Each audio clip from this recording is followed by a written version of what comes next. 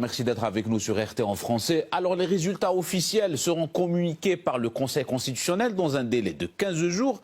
Mais la déclaration de victoire du candidat Issa Chiroma défraie la chronique. Quelle lecture faites-vous ?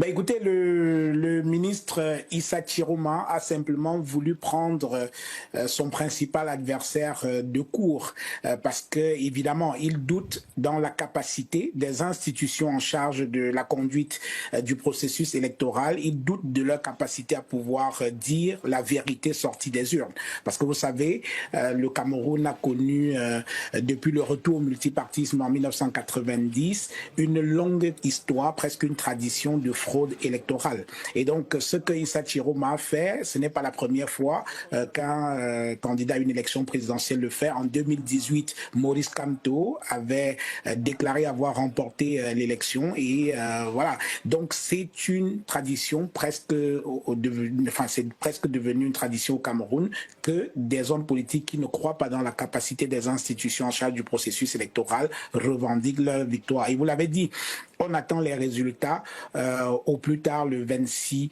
octobre prochain. C'est trop long.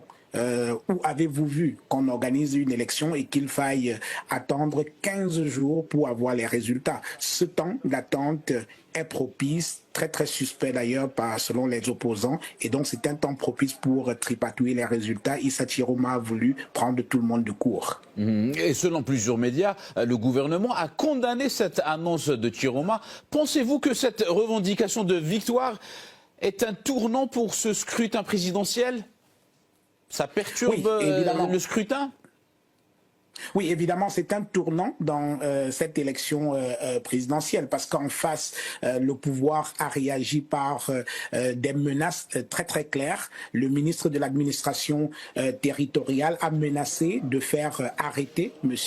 Issa Chiroma, estimant qu'il n'avait pas le droit d'annoncer les résultats avant le Conseil constitutionnel. Et si on regarde un peu l'histoire politique récente, en 2018, Maurice Kamto, qui avait revendiqué sa victoire, avait fini en prison avec beaucoup d'autres de ses militants. Il y en a qui sont encore en prison aujourd'hui, toujours par rapport aux suites de cette élection présidentielle dont il revendiquait la victoire. Donc, M. Chiroma a pris un risque, il le sait, mais dans la construction de l'histoire d'un pays, on peut parfois passer par les transgressions pour essayer de faire avancer les choses. Et Issa Chiroma l'a dit dès le début de cette élection pendant la campagne, il a dit qu'il était prêt à revendiquer sa victoire si jamais elle était volée, y compris au prix de son sang. Donc il sait exactement à quoi il s'expose, mais je pense qu'il a pris ce risque-là pour essayer de faire reconnaître ce qui serait sa vérité sortie des urnes. Et même si les résultats ne seront communiqués que dans un délai de 15 jours par le Conseil constitutionnel camerounais, Monsieur Tall, comment voyez-vous l'issue de ce scrutin ?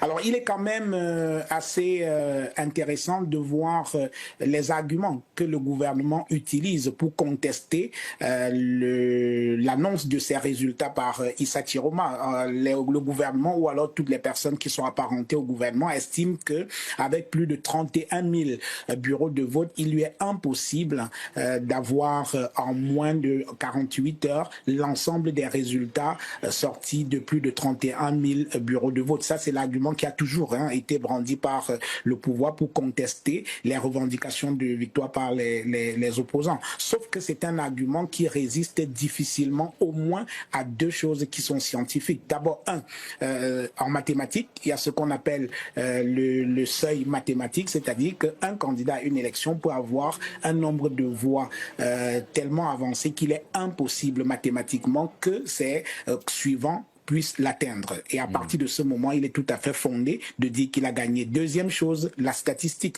On n'a pas besoin d'avoir les résultats de 31 000 bureaux de vote et plus pour penser que quelqu'un a gagné. On a besoin d'avoir les résultats sur un échantillon assez représentatif et on peut faire une inférence sur le reste. Donc c'est un argument qui ne me semble pas tenir la route et on ne fait pas autre chose dans les grandes démocraties que nous connaissons. À 20 h, quand on annonce que Macron Macron est élu président, on n'a pas les résultats de l'ensemble de la France. Aux États-Unis, quand on dit que Trump a gagné, on n'a pas l'ensemble des résultats des États-Unis. Parfois, on attend plusieurs jours pour avoir l'ensemble des résultats, mais on sait que l'avance qu'il a prise est telle qu'il ne peut pas être rattrapé. On ne va pas citer que les pays occidentaux, même en Afrique. Le Sénégal n'a pas attendu 10 jours pour avoir les résultats. Donc pour moi, ce sont des arguments qui ne tiennent pas la route.